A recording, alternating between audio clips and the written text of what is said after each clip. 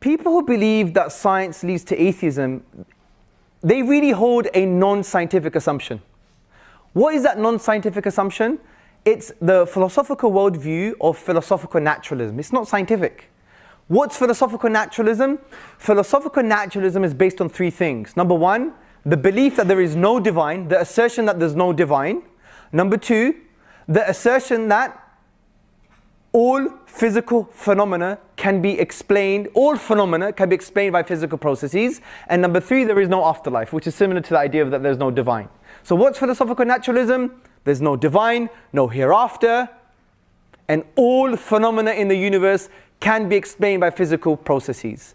Now what's the problem with that? If these are the lenses that you put on your eyes to see the world, then what are you going to see? You're just going to see the denial of the divine, because these are your lenses, right? Say you go to an optometrist and you buy some glasses, Calvin Klein, the atheist edition, you put it on your face. What are you going to see? You ain't going to see God nowhere. You don't see no divine power, right? That's it. And that's why you have the likes of many scientists that, we all respect for their scientific endeavors, but frankly, they had the wrong lenses on. And they had non-scientific assumptions on their faces as lenses, which was Calvin Klein Atheist Edition, right? And so if you adopt that false philosophical assumption that basically is literally based on blind faith, in my view, then all you're going to see is the denial of the divine, because you started with that premise. You've put those lenses on. And even the atheist himself, Professor Michael Ruse, a very honest atheist philosopher, he says, if you want a concession, I've always said that naturalism, philosophical naturalism, is an act of faith. Faith. And that's why when you discuss with people, don't discuss the science, discuss the assumptions that people are holding, and you have a more fruitful discussion.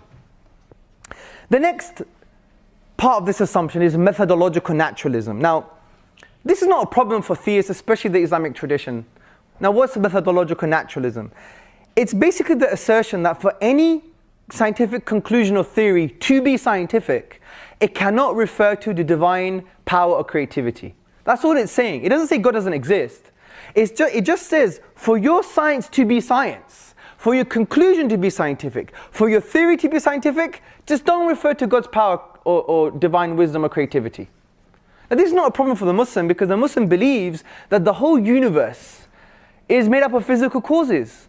And these are asbab in Arabic. These are causes that God has used to manifest His divine will. That's not a problem for the Muslim.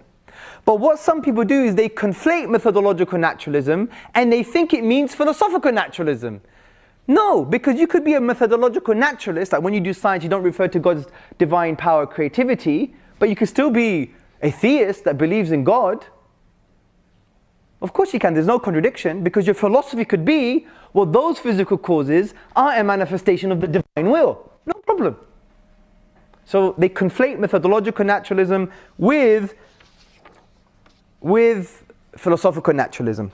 And that's why evolutionary biologist Scott C. Todd, he said, of course the scientist as an individual is free to embrace a reality that transcends naturalism, methodological naturalism in this case.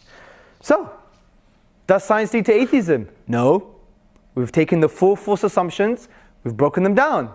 So therefore, we can conclude in an intellectually healthy way that science does not lead to atheism.